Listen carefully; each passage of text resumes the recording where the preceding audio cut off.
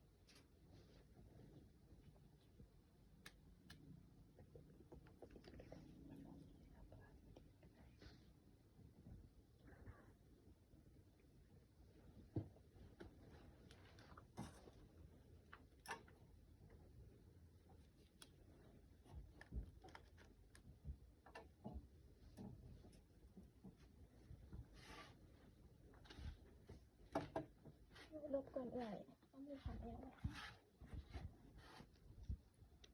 จะแบ่งแขนออกเป็น3ส่วน แล้วเราจะซักอยู่ส่วนที่2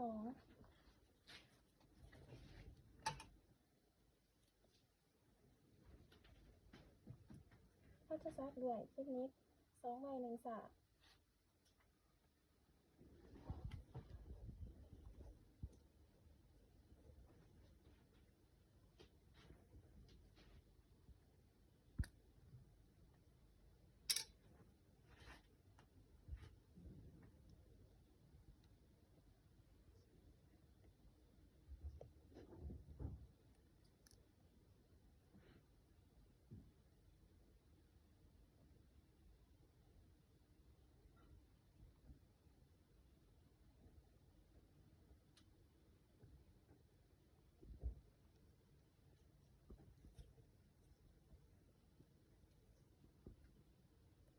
ทุกคนเลยเอามือจับ